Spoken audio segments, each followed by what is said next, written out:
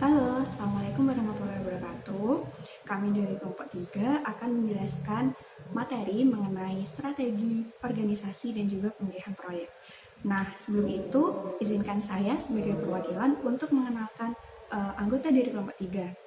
Saya sendiri Bekti, kemudian ada Cindy, Nanda, Raffi, dan juga Rahmat. Untuk yang pertama, saya akan menjelaskan materi mengenai gambaran proses manajemen strategis. Nah, organisasi itu menggunakan proyek sebagai alat untuk mengubah strategi organisasi menjadi sebuah produk, layanan, atau proses-proses baru yang dapat memajukan dan menciptakan keberhasilan bagi organisasi tersebut. Nah, di antara strategi organisasi dan juga proyek itu harus ada keselarasan, di mana keselarasan tersebut harus berupa satu tujuan. Jika dari kedua tersebut tidak memiliki keselarasan, maka akan berdampak pada buruknya penggunaan dari sumber daya organisasi tersebut. Nah, kemudian di sini ada dua alasan utama mengapa manajer proyek itu perlu memahami misi dan juga strategi organisasi.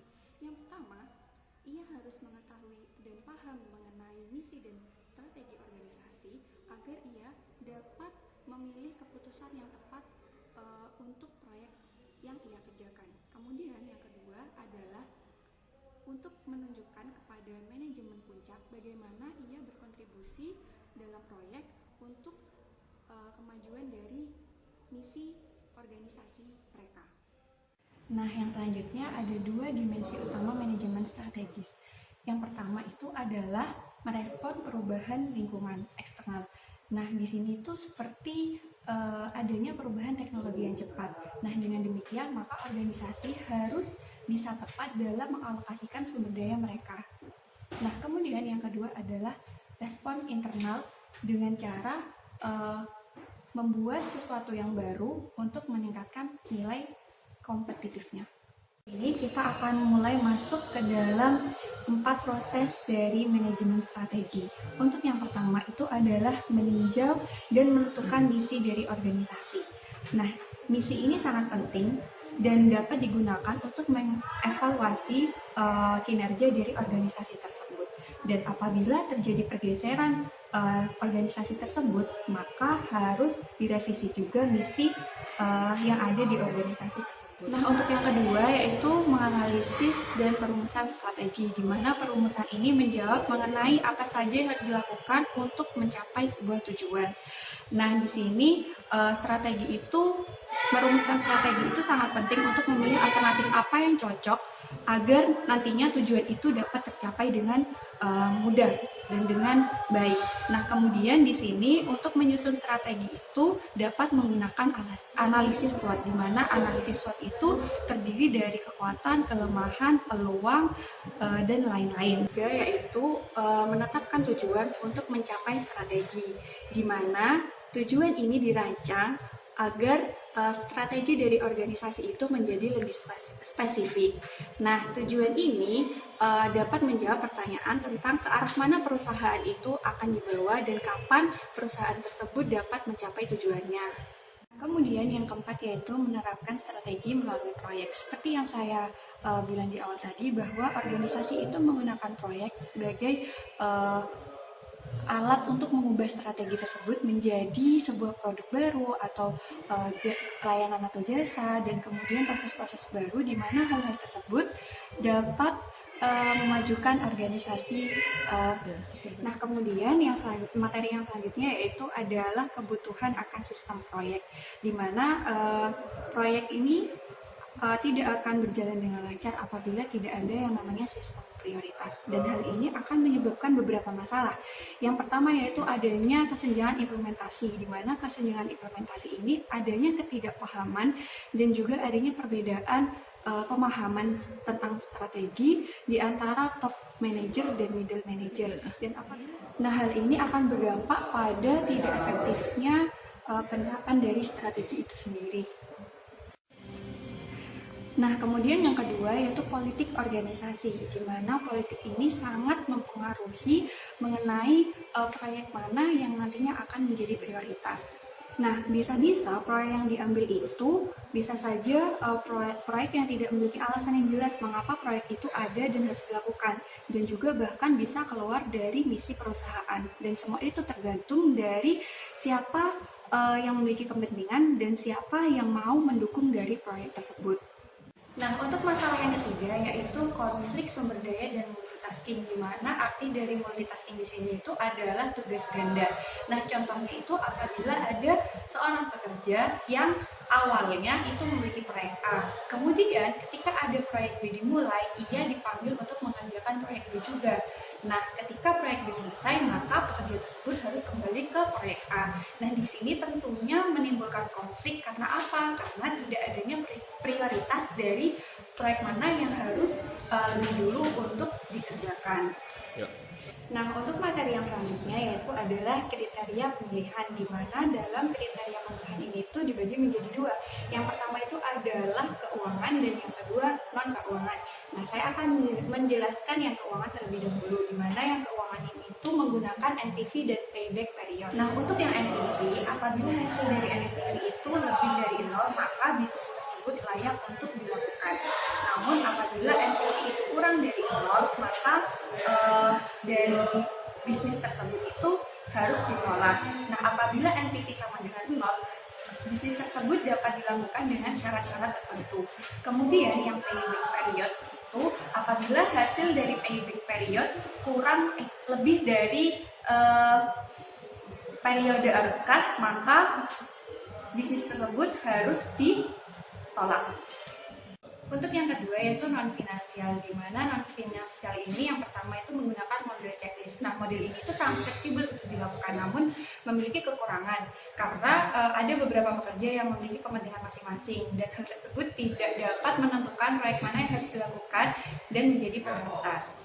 Nah, yang kedua adalah model skor tertimbang, di mana setiap perusahaan itu memiliki kriteria masing-masing untuk sebuah proyek. Nah, kemudian maksud dari model skor tertimbang di sini yaitu pekerja memberi skor dari masing-masing proyek itu sendiri. Dan apabila sudah ketemu proyek mana yang memiliki skor paling besar, maka proyek tersebut yang harus dilakukan. Yaitu memilih model seleksi. Dalam memilih model seleksi ada dua metode. Yang pertama yaitu pengklasifikasian proyek, yang kedua yaitu memilih model. Dalam pengklasifikasian proyek, sebuah proposal proyek itu harus dibedakan berdasarkan jenis proposal tersebut. Nah, kriteria yang sesuai itu dapat digunakan untuk mengevaluasi dari proyek tersebut.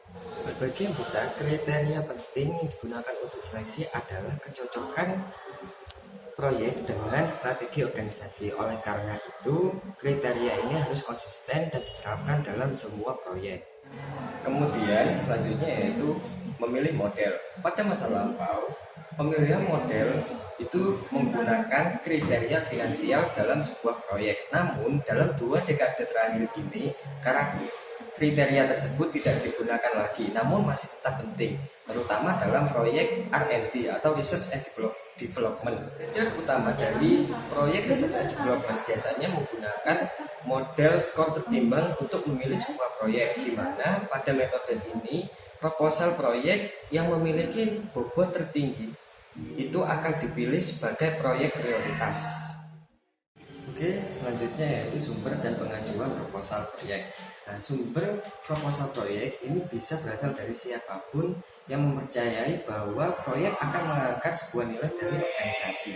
Namun, banyak organisasi yang membatasi sumber tersebut, baik secara tingkat maupun kelompok. Hal ini menjadi kekurangan dari sebuah organisasi, karena tidak semua ide baik itu keluar dari suatu tingkat atau kelompok tertentu saja. Bisa keluar dari siapapun yang mempunyai proyek yang bagus. Dalam berbagai kasus, organisasi akan mengeluarkan RFQ apabila ia sudah tidak mempunyai suatu ide baru. Contohnya yaitu sebuah rumah sakit akan mengeluarkan RFQ ketika ia akan membangun sebuah ruangan operasi dengan terobosan terbaru, yaitu teknologi yang paling mutakhir. Contohnya seperti itu. Nah, untuk contoh proposalnya bisa Anda lihat di sini nanti.